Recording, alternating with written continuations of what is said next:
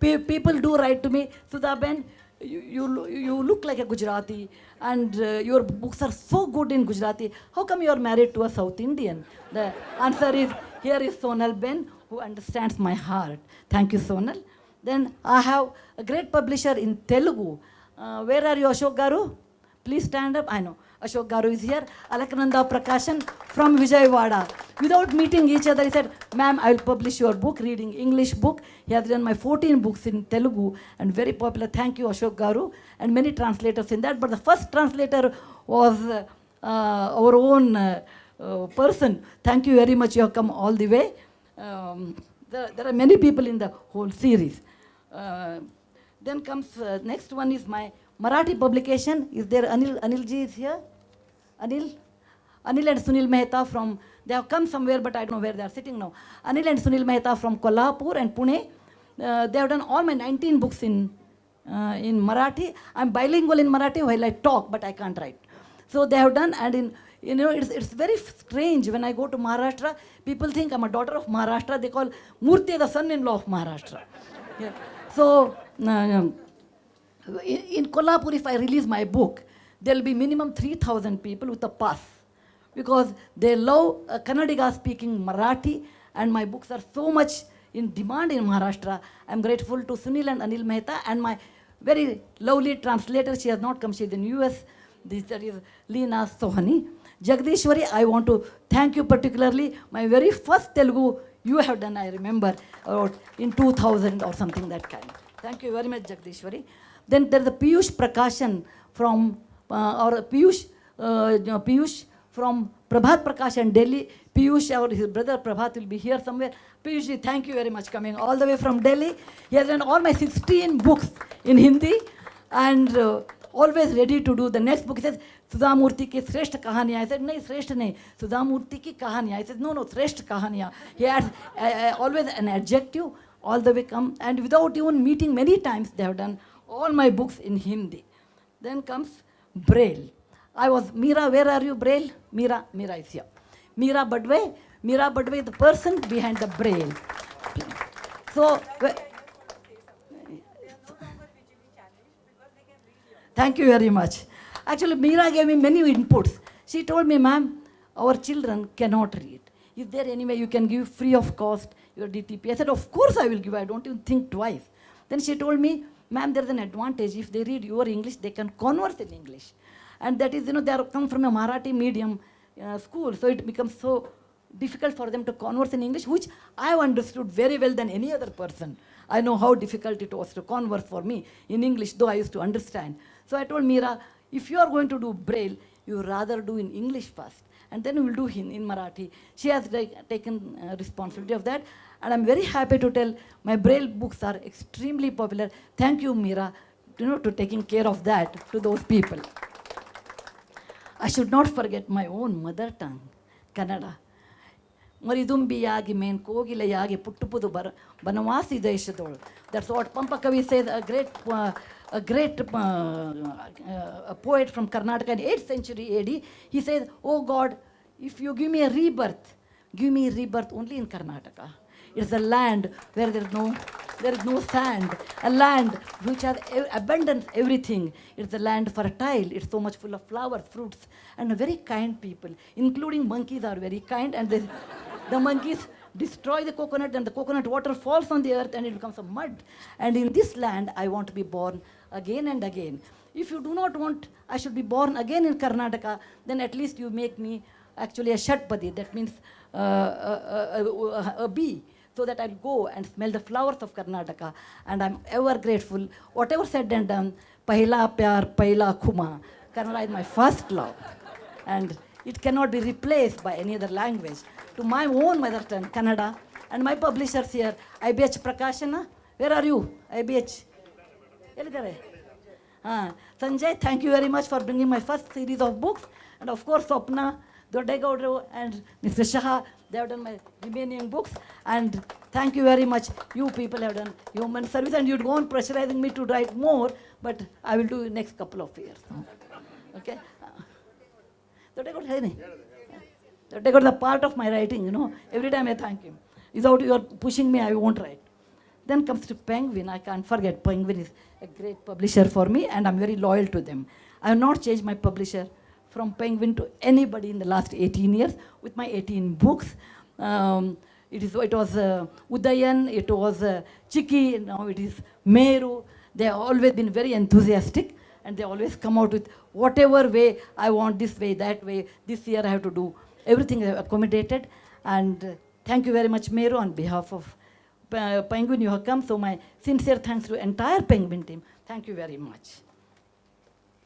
Malayalam, I have your own mother tongue Malayalam. I have a great publisher, DC Ravi. DC Book House, I don't know DC Ravi, where is DC Ravi has come, is there. He has done my books in Malayalam, and they're very popular in Dubai. I never knew. I went for a book session in Dubai. They said, oh, we know you. I said, how come? Oh, it's DC Ravi's books. So DC is a very well-known publishing house. So I'm grateful to DC Ravi that he has done excellent publication of my 7 books in Malayalam. Though my books are in Dogri, Assami, Bengali, Urdu, Kashmiri, Italian. That list, I do not know, the list is here. You can check. It's not just I say it's a 200 book. There is a proof of 199 plus 100. What I talk, I mean, okay? So there's a proof. So there are many small Assamese, Oriya, many languages are there, but somehow I'm not able to establish as a great writer in those translated, in those areas, except these what I have told. No, of course I will do that. No, I have Punjabi, Tamil and anything. Now I want to, recently, but last year I think, I published a book in Sindhi, which was waiting for a long time. And 2 sisters have come, Barkha and Shobha. Where are you? I saw you. Here are they. So that's the first time I realized there's one side Sindhi, and then you did half in Sindhi and completed, and the other one is in Arabic script. Until that, Devanagari and Arabic. I was not even aware. I only knew that, that there is a Sindhi language, but the Arabic portion I did not know. They have done 2 of my books. So thank you very much, sisters. You have come all the way from Bombay. Can I speak one sentence? Yeah. The book was a dedication to our mother, but we found a mother in you. Oh, thank you. I'm really touched by that. Okay. I want to thank Shobha Kaveri. She did my initial translation in Hindi. Thank you very much, Shobha. And very Sunetra Jog. Hi, Sunetra. Sunetra has done my books in Konkani in Goa. And Goa I'm quite popular. Though they speak in Konkani, I can answer them in Marathi. I can manage. Thank you, Sunetra, coming all the way and doing my work. In Sute, have I forgotten anyone? Okay. I don't think I've forgotten anyone, but I have to really thank Himali, Pia, Varun, Mansi, Raghu of Penguin. Raghu of Penguin, I think me and Shruti trouble him a lot for every book release, Okay, thank you. And Sohini, you are helped me all my publication from Penguin. Thank you very much. And that's what I wanted to do, the first job without forgetting. But most important, not the last, but not the least, the most important is that you readers, you matter a lot to me. I can write, translate, do all these things, but without you, I don't exist. If you don't, it's a performing arts. Shashi Tharoor will understand as a fellow writer, writing, music, dance, and painting. We are all cousins because we all are interconnected. If there are no people, then if there are no readers, then there are no writers. I don't write and keep it inside and be happy. It won't happen that way. So without you people and buying my books and making me probably India's one of the best sellers, and I'm really grateful to you.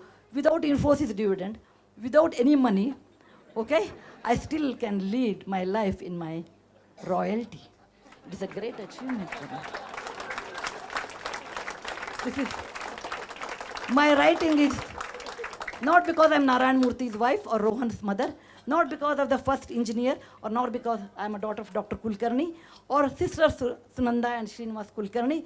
Writing is a gift of Goddess Saraswati. If she would not have been in my mind, I would not have written. The entire credit should go to Ya Kundendu Tushara Hara Dhavala, Ya Shubhra Vastravrata, Ya Veenavara Danda Manditakara, Ya Shveta Padmasana, Ya Brahmachuta Shankara Prabhuti, Devai Sada Vandita, Samam Patu Saraswati Bhagavati, Nishesha Jadhyapaha. If she would not have been in my mind, I would not have written.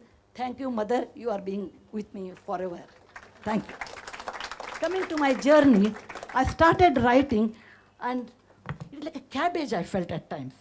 There is a core. Cabbage is not a correct analogy, but I Googled. I didn't get anything else. There's a core inside and there are many layers. Writing was there with me 40 years back, and there are many layers like awards, criticism. You know how people, you right or wrong, you are in a position, then people would like to criticize. Okay, you get a lot of criticism saying that, oh, it's not a great English. You don't require a dictionary for Sudha Murty's book. It's a good or bad, I don't know. I think it's a good because you don't have to have a dictionary. That's the way I look at it. So there are a lot of criticism. There are sometimes support, sometimes not. It doesn't matter. There are many layers came. Sometimes some awards, like R.K. Narayan award I got, crossword award I got, so many awards actually. Initially you feel happy when the award comes. But when you go on removing that, the core remained the same. Over 40 years, what remained with me is a joy of writing. What I wrote when I was in 1979, even now after 40 years, when I take my pen and sit down, I write in Kannada with pen and paper, English on the computer. It's very funny in my case. But when I sit on the computer or pen or paper, I have the same joy which was there with me 40 years back. It remains with me. And that's very, very important for me. It is not the awards. It is not the crowd. It is not the royalty. The very joy of writing, and that has remained with me. And I'm very, very grateful for that, to have that joy. I've forgotten to mention the most important person in my writing is Shruti Khurana. I mentioned everyone except my right hand. Shruti, I have seen Shruti the day she is born. Before her parents saw, I think I saw her. Okay. She's my friend's daughter. And more than that, she understands my mind. You know, when I'm talking, she's the one who is my editor, actually. And in early morning, we have a call, or late night, we have a call. And she also works for Infosys Foundation. So she does her office work, and then I will have my call, how to change, what happens. And I asked Shruti, where am I now? She says, you are in this story on this page. Okay, somebody said, where are you? Okay, you are in bathroom.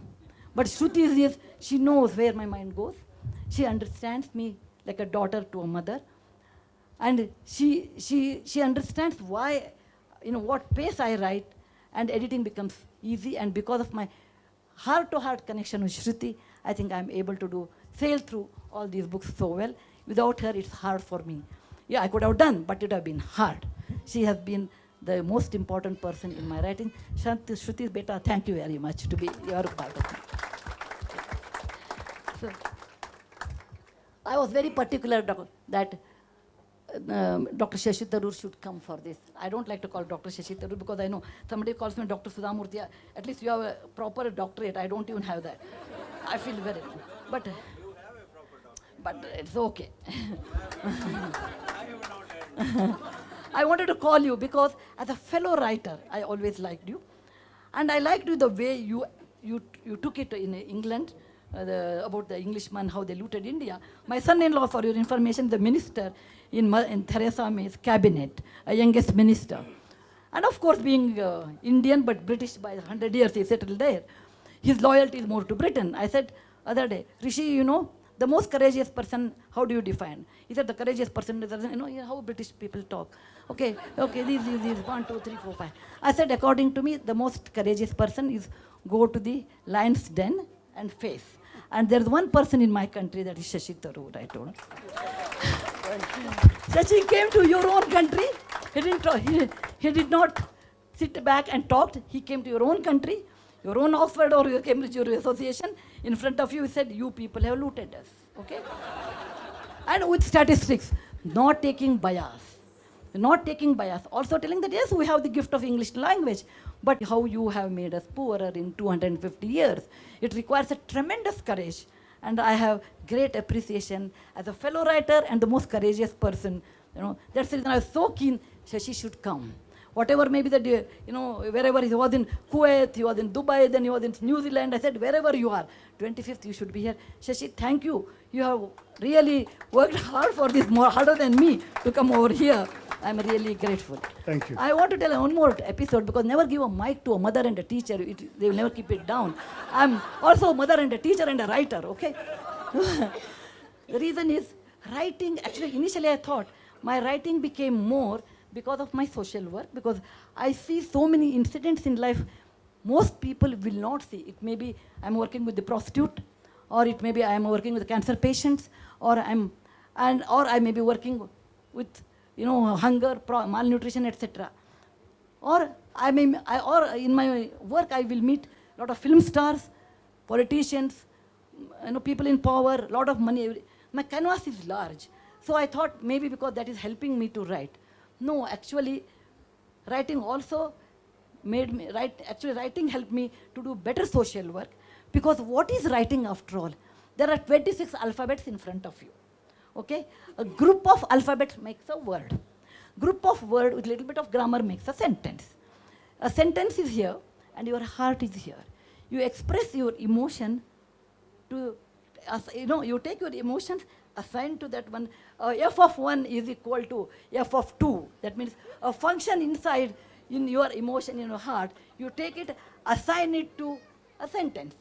And if it is really sincere, if it is really resonating fine, then it becomes a beautiful sentence. And group of beautiful sentence makes a literature. It is not the words, it is not the sentence, it is not the alphabets. A correct combination of words, grammar, and it is a craft. And the sentence and your emotion together makes a beautiful literature. And that is something very amazing, I felt it. With all this money, this and nothing matters. You have only 26. You can create an empire like Mughal Empire. You can become as poor as Daridra Narayan, or you can become as intelligent as Saraswati. This is nothing but a craft. You can take the words, whatever direction you want, and you can achieve. And this craft helped me to do a better social service because I started getting detachment with that. What is the detachment? Is to do your work, but yet don't interfere. This I learned in writing. And that work of my social work helped me actually to write better. Both of them were individually entirely different, but they were collectively exhaustive in my case. So writing helped me to do a better social work. I started understanding how to put my emotions better and how I can do a better social work and how I can convey that message to my fellow human beings. This is a different world you live. But there's one more world, the real world is existing. When I worked with the prostitutes, I worked in Kamatipura, I could not sleep for 3 months because there's a different world. When I've seen girls were sold in Orissa, it's a different world. I felt if I know a little bit, whatever work I have done, it should be given back to the society in the form of sentence, in the form of literature, without using dictionary. And I think I have done that. And that is only because of Infosys Foundation, a dedicated staff of Leena, Krishnamurthy, Prashant, Asha, and without them, it's hard because they know. If I'm in a writing mood, I said yes or no, otherwise I talk something else. They say, madam is thinking something, they understand. I have an excellent staff that has helped me a lot. I have taken more than whatever time Shruti has given, but Shruti, I can't help it. You have to tell these many things. So thank you very much for patient hearing, and we are waiting that Shashi Tharoor will enlighten us with his brilliant knowledge, his brilliant speech, extraordinary knowledge, and an enchanting manner. All three together. Thank you. Wow, that was indeed very inspiring. If all of us notice the way she has linked the title of her 200th book, 200th title, when she was speaking about her author, she spoke about here, there and everywhere. When she spoke about her journey, she spoke about she being here, there and everywhere. And when she spoke about Dr. Tharoor, she spoke about him being here, there and everywhere. So I think that was so well spoken, and it definitely inspired each one of us. Without much delay, I would like to invite Dr. Tharoor to have a conversation with Mrs. Murthy. Sudhaji, first of all, that was a very enjoyable speech. I must say, I've never come across an author who took so much trouble to congratulate and thank every one of her publishers and translators. Again, you can see the decency, humanity and heart in this writer, and I think they'll all consider themselves very fortunate that they're part of your journey. I have only one complaint with what you said. Tell me. You know that Saraswati is also the goddess of dictionaries. What have you got against dictionaries? No. That is true. I know one of your uncle or somebody was the person connected to the Reader's Digest. He founded the Reader's Digest in I India. remember, naturally, that's the reason you're asking me that. Well, there's nothing wrong in dictionary. If my brother would have been here, he would have said, That's really true because he by-hearted entire English dictionary. I've read that. In this book, there is a Yeah. section where one of you learns the Malayalam dictionary, the Kannada dictionary, and the I other learns by-hearted English. entire Kannada, he did English. So when I write, actually I realized one thing. In India, people do speak English, but out of 100 people, 10 to 20%, whatever you do, they don't understand English. I've come across many people like that. About 10-20% people are extremely good in English with their vocabulary, like you, Ram Guha, and many more people, who are very, very good. It requires, if I have to read yours, I require a dictionary because it's so good, beautiful sentences, such a good words. Then I said, okay, Shashi has done fantastic, but that is his strength. But 50-60% of the people in India, they are like us. We speak, colloquial language. We understand English. We'll be able to read, I'm fine here, translating English into Kannada, Kannada to English. I'm fine, you are fine here, everything is okay. Okay, that kind of think in Kannada, write in English. Most of us are like that. That's the reason I realized, I used to think people when I write my book, people buy it because of Narayana Murthy's wife, or is it they buy because let's see what she has written? No, people buy because they can relate to me. Their English is like my English, but I have experience. So that's what made me, I should write in such a way that they should feel comfortable without dictionary. Because when they're reading, cooking, they're reading next to that. They can't go and bring the dictionary. So let them read, continue. That's the only reason. I was very, very moved by that lovely story about your father being called in the middle of the night to go to It's a true story. attend to a young teenage girl having a child out of wedlock. And the amazing things about your stories are that, unfortunately, in real life, very often, your father would never have come across that girl again. But in your story, he does. Years later, he's somewhere else in a different town, and this girl comes and says, you must come to this village, which happens to be 40 kilometers away. If I were him, I probably would not have the time to go 40 kilometers. But he manages to go, and he sees again this same girl. And the lovely ending of the story is that this girl, whose life essentially he saved, gave her meaning, gave her purpose, and gave her money to get started in life.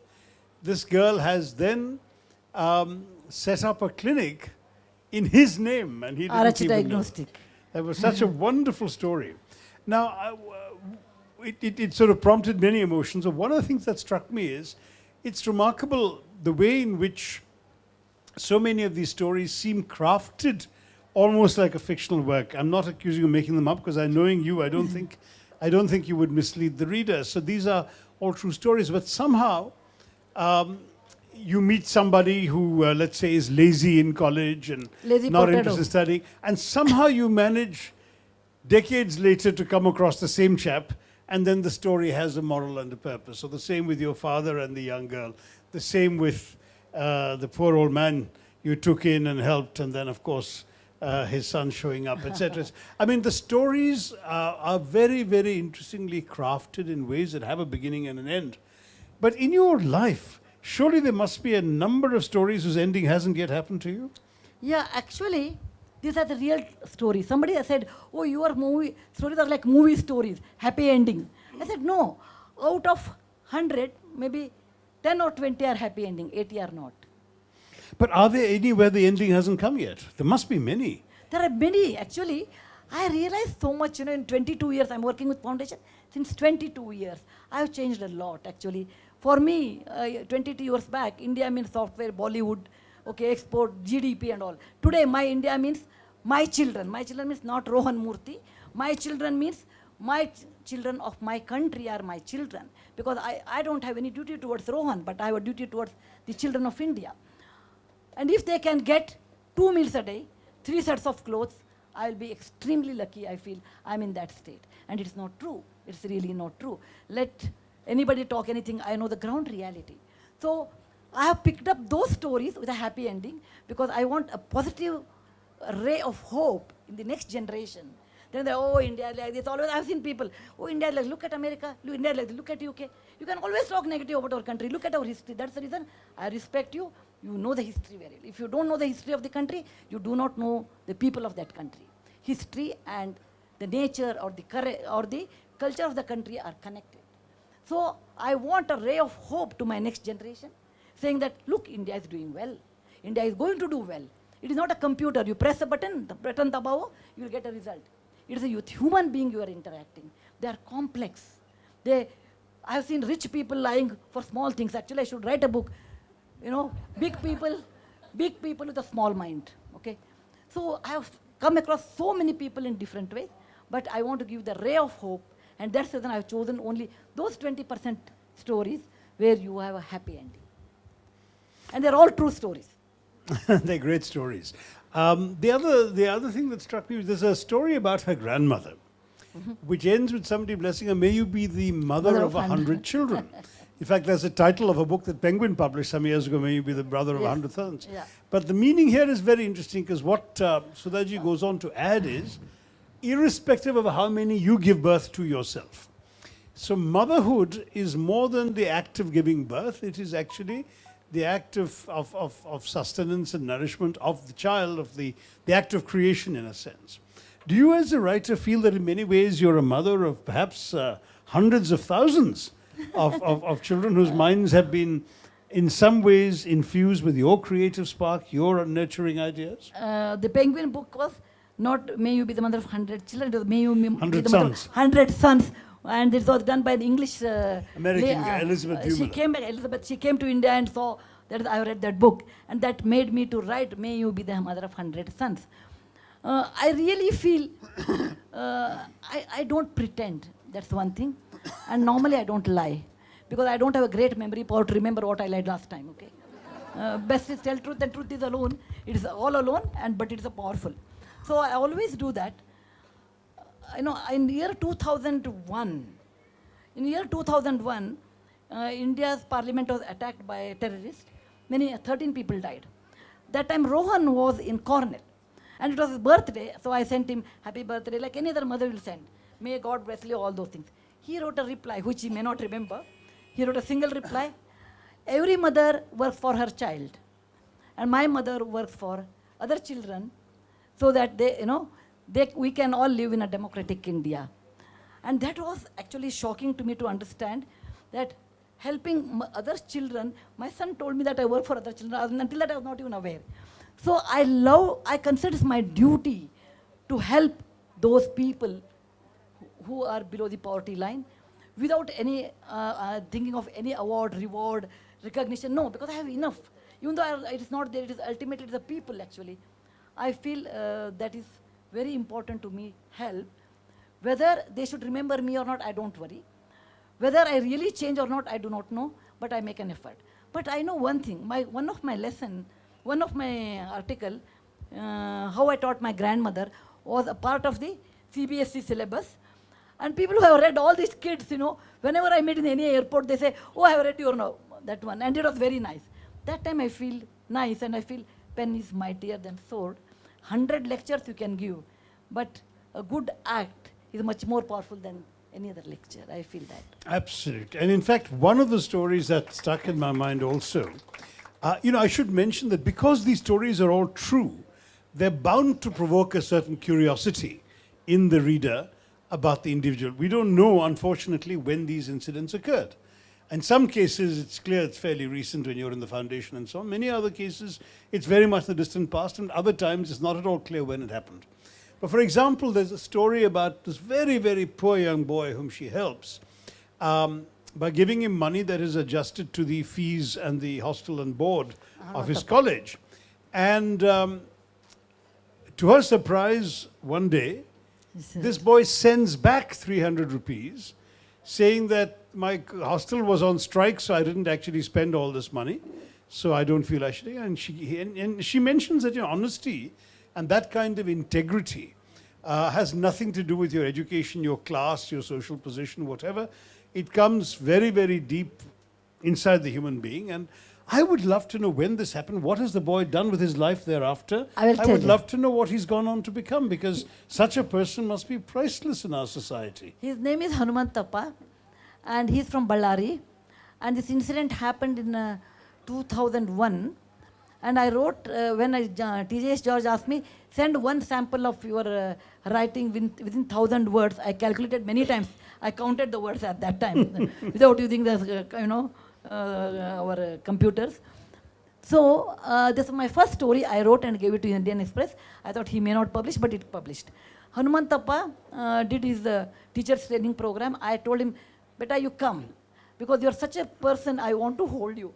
Come and work with me in foundation. I require someone like you. He said no.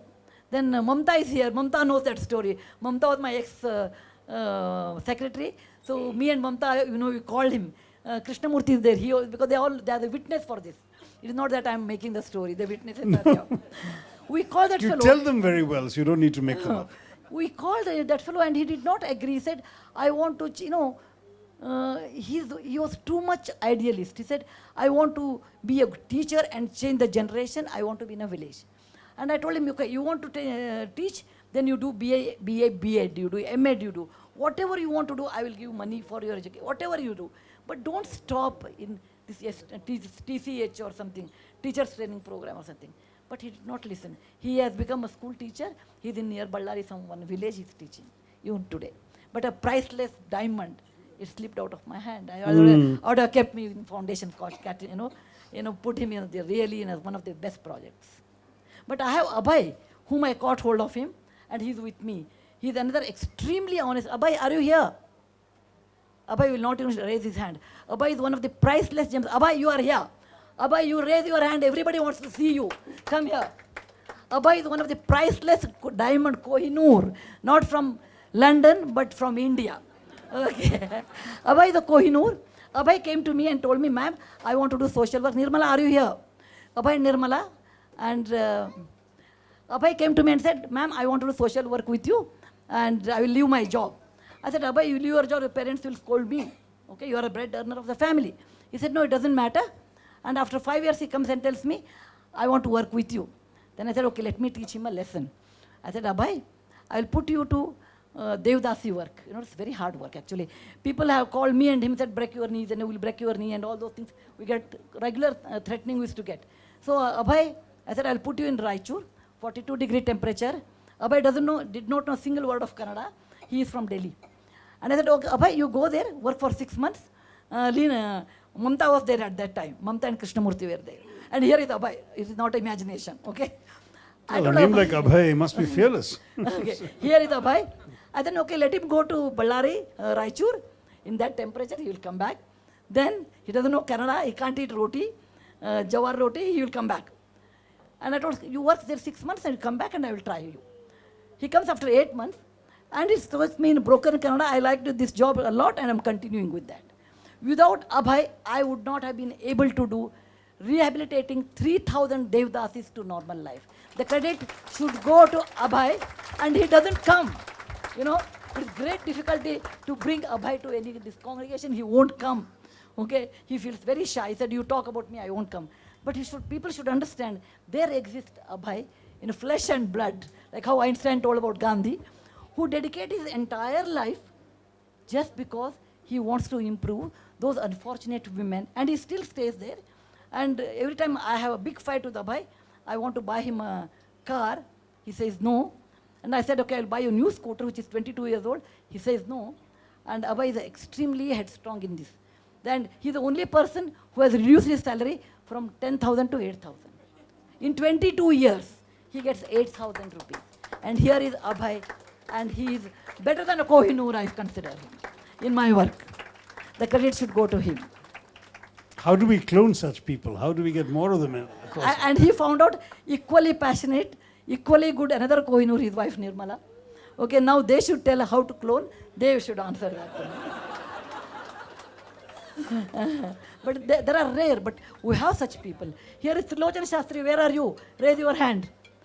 Where are you, Trilochan? You have to. I think he will not raise. Elidar Trilochan. He is another diamond who is very good like this. He goes to village. Trilochan. PhD from MIT. Oh, no, where is Trilochan? I saw him somewhere, missing here. Yeah, he is a fantastic another person like that. Who they don't care about their life. Abhay doesn't care his life. I said, Abhay, somebody will break your knee. He said, doesn't matter. At the most, your knees are intact, I hope, Abhay. Yeah. We took a police protection, actually, in this case. Well, I mean, the thing about Sudhaji's book, as you can see, is it's not just about words, it's about life. Writing in many ways involves a distillation of experience, of language, of insight, of emotion or feeling. And all of that is there in this book, which is what makes it so interesting to read. But it also, in every single case, tells a story. You know, there's a bit of an affectation today among some modern writers who feel that the writing is an end in itself, that the obligation to impress the reader somehow seems to outweigh the old impetus of telling the reader a story. With Sudhaji, you don't have that problem. She tells you a story. She tells you story after story after story. Some are shorter, some are longer, but they're all stories. And I think in many ways, one of the timeless appeals of her writing lies in the fact that it's through stories that one can impart some of the most profound insights that help us all as we grow up. I mean, why is it that so many of us have had the experience of, you know, hearing stories of the knees of our grandmothers?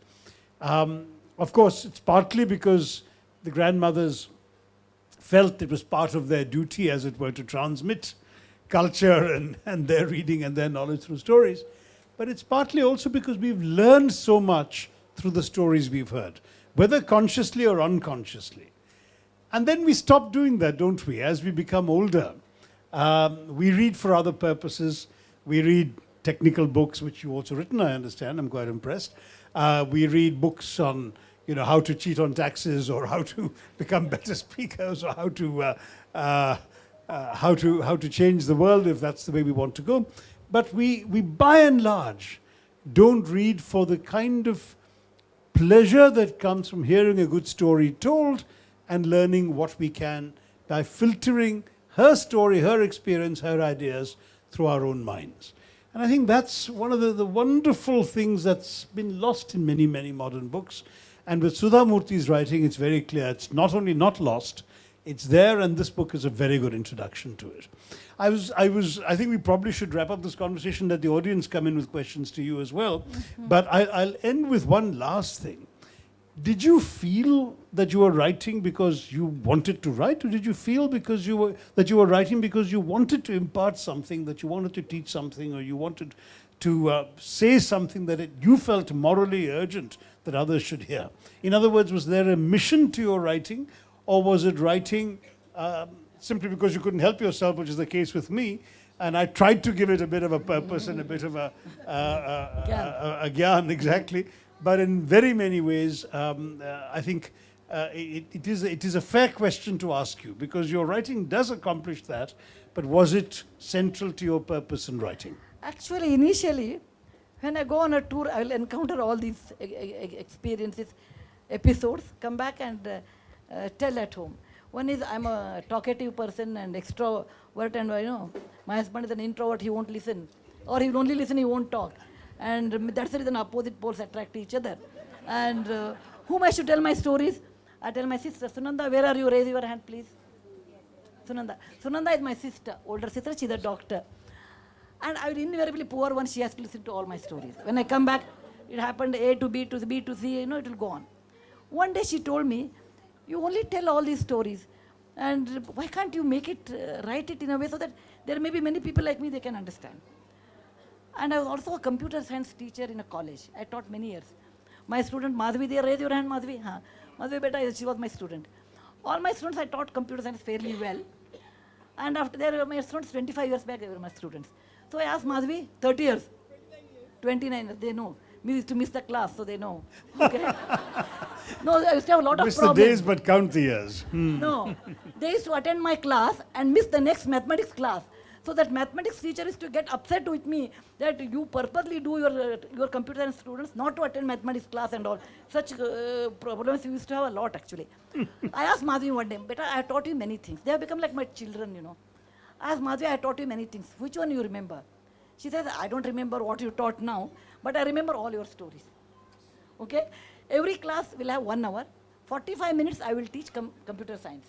Remaining 15 minutes I will tell one story.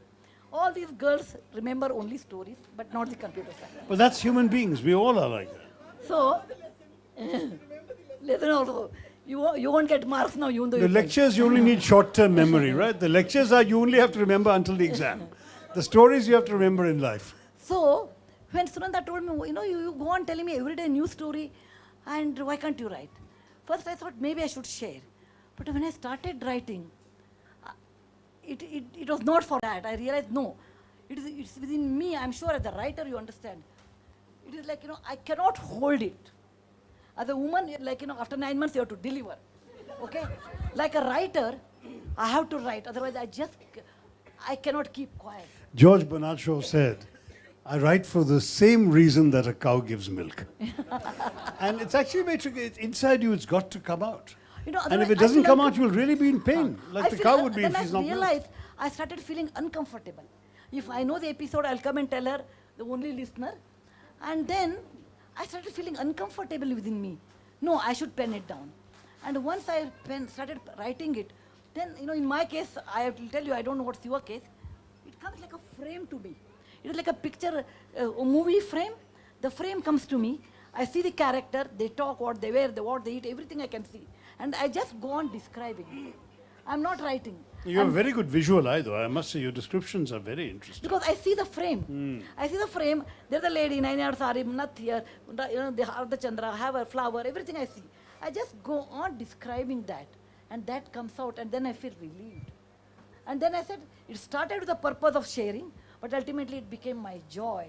And maybe my pain, my expression of my emotion, it may be joy, it may be pain, it may be a sadness, it may be, disturbance or anything.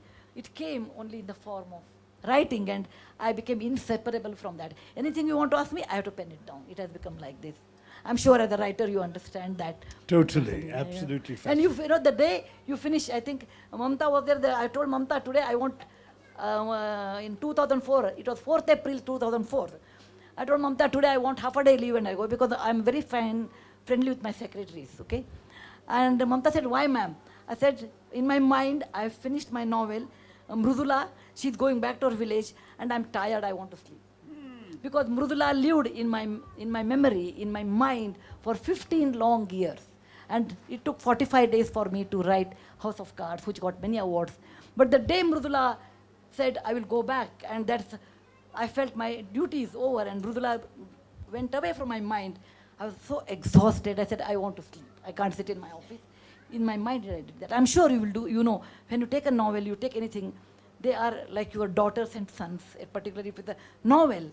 And when you have to say goodbye, you have to say goodbye to them. And when they go, and you relax. It reminds me of a famous Kalidasa shloka, Kavyeshu natakam brahmam tatrapacha shakuntalam. He says, Kavya is better than, the drama is better than a Kavya. And of all the drama, the best is Abhidnyana Shakuntala. In Abhidnyana Shakuntala, the 4th stanza, 4th act is the greatest. And the 4 shlokas are the best in the world. In that, it says, though it's 2,500 years, 1,700 years back it was written, it says, a daughter is the deposit of others. 1,700 years back, okay? When her partner comes and asks her hand, it's hard for a father to give away, but she has to go. Oh, my daughter, please go. And he says, then you say, Shatamanam bhavati, Shatayush bhavati. He says that. When I say goodbye to my characters, I feel the same way. I'm sending them to their destination, and I'm retired now. Oh. And that is my way of writing. That seems the perfect note on which to wrap up our conversation. Thank you, Shashi.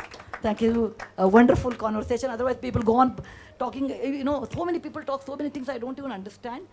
And once I went to the session and they were talking great things about a lady. I clapped, they clapped, I clapped, and my sister told me, are you fool? They were talking about you. I said, they were talking about somebody else, I thought. Because I don't have any of those characters, what they are talking. So I realized that somebody who can understand a writer's mind should be another writer. And that's the reason it's always a joy to talk to a fellow writer and a great writer better than me. Thank you very much, Shashi. Thank you. That was very inspiring. I think most of what she said, all of us could connect to, because she said with so much heart, so much truth, so much genuinity. And I think all of us could place ourselves in what she was saying. This reminds me, I might just take a minute of what a quote by Dr. Tharoor once I was reading, and he quoted, I might not be able to put it across the way he does, but he said that India is not an underdeveloped country. It is a country which is far, far developed than many others, but it is in a state of utter decay. But with leaders like Sudha Murty, with leaders like Dr. Tharoor, I think this decay can be stopped. I think the audience over here would agree that we are very privileged to have them amongst us here today. With that note, we would leave a few questions out for the audience to ask. Sorry. Right. In view of time, we will have very limited questions. We will have 3 questions as directed by Mrs. Murthy to be asked. So those who would like to ask questions, please raise your hands, and the lucky ones could be chosen by them, and they could be answered. Brief, no political, no personal question. Be brief and no exaggeration. And your books are fantastic. Not that genuine question. Right, as she said, it has to be to do with reading, has to be to do with literature, and that will be helpful. I think the mic can be moved around. I prefer you ask Shashi Tharoor than me because he's a rare person, coming to Bangalore. I'm a local, I'm available most of the time. Sure. Actually, it's for both of them because both of you are writers. There's something called a white lie, right? I mean, when we say the lie is white lie and it's A helpful. white lie is a harmless lie. Absolutely. So is there something called a white lie when you're writing? I mean, and what is it? What's the secret when you're writing? What's a white lie? In fact, my favorite example of a white lie is when, we had this, in America, there was a president called Jimmy Carter, who was famous for telling the voters, "I will never tell you a lie." And one of the skeptical journalists, who was a bit of a cynic, went to interview his mother, who was a famous, at that point in her late 70s, early 80s, rather cantankerous lady. And she said, "Come on, your son keeps telling the voters, 'I will never tell you a lie.' Is that possibly true? Hasn't he ever told a lie?" So the mother said, "Well, he's perhaps told some white lies at some point." So the journalist triumphantly seized on that and said, so he's told a white lie. What is a white lie? Lie is a lie. What is your example of a white lie? And the mother smiled very sweetly at her and said, "For example, when you came in, I said, 'I was pleased to meet you.'" That's a white lie. So the fact is that when you for the purposes of fitting a story into a particular frame, in order to convey a larger message, if you say something that doesn't violate the integrity of the story, or in any way constitute something that harms anybody, neither the reader nor the person talked about, that kind of white lie should be possible. I don't know if Sudhaji has had to in any way cut her story in that way to make it more effective. But sometimes that happens, and I would not hold it against a writer. That's precisely why the question. Yeah, because it's so I do white lie in particularly when I'm writing. For example, I wrote House of Cards. I wrote, there's a village by the name Aladahalli, and it's 30 kilometers from Hubli. Take a right turn, there's a pond, go under 20 kilometers, etc. I given. Many people have gone in search of that village, and the village is not there. But I know you should tell a lie which will not affect the core of the essence of the writing, and describe particularly the circumstances or the geographical situation. And in my case, it's always Dharwad and Hubli. I don't cross that one most of the time. I'm very familiar with that. People should feel it's really there. It's like money in the mirror. It's not there. But it should not affect the character. And it's like a weaving. If anybody knows weaving, it's a one thread of all these white lies, not maybe one in 100, and 99 the real one. You go on weaving, then you get a beautiful cloth. And these are the white lies, particularly name or the description of the village or their house. I can't say there's a house, that's it. Half a sentence is over. Not that kind. House is dilapidated house, black house, this house. Those are white lies. But it will not affect the core of the story, and which we use, once in a while. Otherwise, it becomes very dry. Thank you so much. Yeah, I think we have a question from here. Yeah. Ma'am? Yeah. Ma'am, right here on your left side. Yeah. I'm on your left side. Ma'am, before we start, I must thank you, ma'am. You're very inspiring. You're very honest. You're very candid. You're very simple. And this goes without saying. I think she deserves a clap. Who? Everybody. Me? Ma'am, yes. Okay. Yeah. Oh, I never knew. Ma'am, Dr. Shashi Tharoor, I'm sorry for the Bangalore traffic. We've all gone through this, and because it rains, it's really bad. Tell me the question. Ma'am, the question is very simple. Because you're a teacher, and Ma'am, what's your favorite subject? Doctor, also a question for you. What is your favorite subject too? Mine is history, it's easy enough. Hers won't be computer science. Mine is always mixed with many things.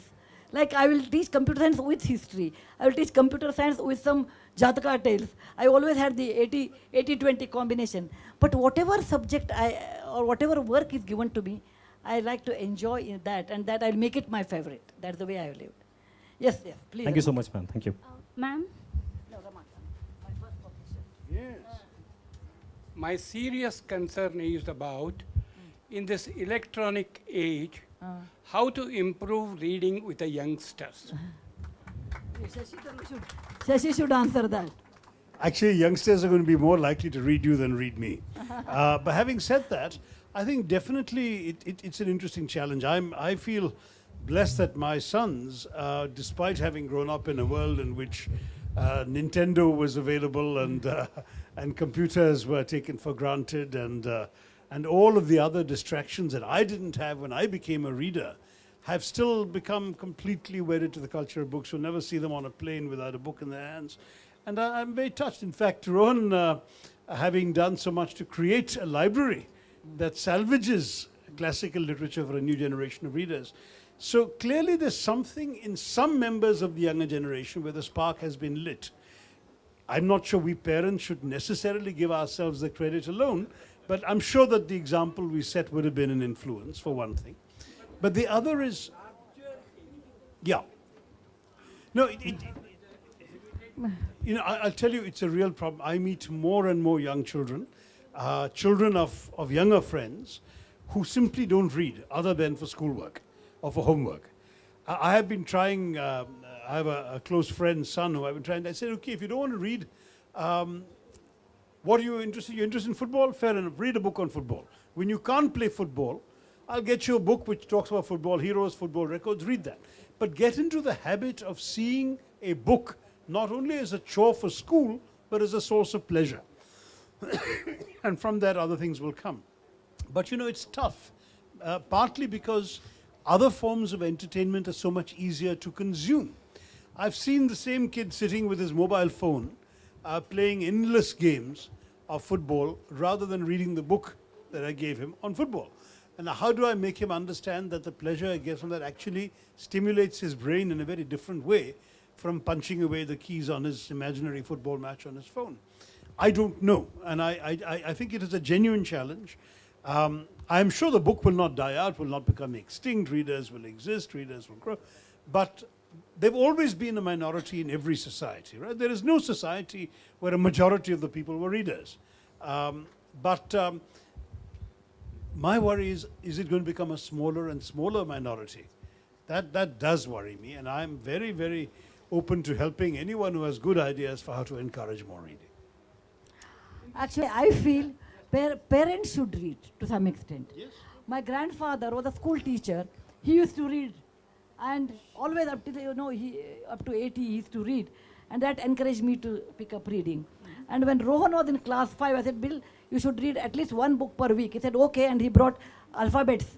Then I said, look, whom you are deceiving. If you don't read now, then you'll regret. And then that made me probably, I don't know what made him to start, but if parents read, children pick up.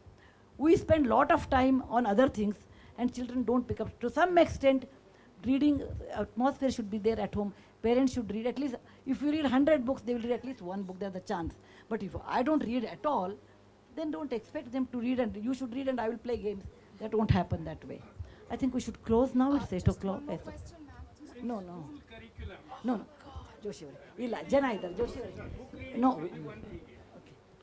No, I think we should The close. problem actually is leaving books in school gives it the wrong association. We have to associate books with pleasure. Otherwise, I'm afraid, those who have only realized that books help them to pass exams, the day the exams are passed, they will not go back to books. We just somehow have to create this culture. And it's tough because, those of us who had it, no one had to actually force us. In fact, very often our parents had to come and drag the books away from us or switch off the light. Many is the child who used to read out with a torch under the blanket because the parents had come and switched off the lights. Because the book gave us pleasure. How do we manage? Unfortunately, because there are so many easier sources of pleasure to consume, how do we stimulate that part of the brain cells that actually make people read? I'd be very, if anyone has any brilliant ideas, send them to me. So, Shashi, thank you very much that you have come all the way. And this is a small gift on Murthy family to you.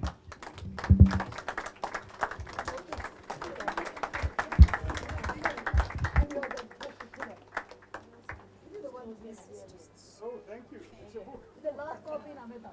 Oh, yeah, yeah, she told me that. Thank you very much. No, but we really don't have time. We don't have time today. Rule. No more. Right. So in lieu of time, we would like to thank each one of you who have been part of this event. We would now like to end this event, and we would do that with a huge round of applause for the protagonist of the evening as well as the guest of honor, Dr. Tharoor. You can purchase your book, or the book that is now launched, and you can purchase it at the counter. There unfortunately won't be any book signing because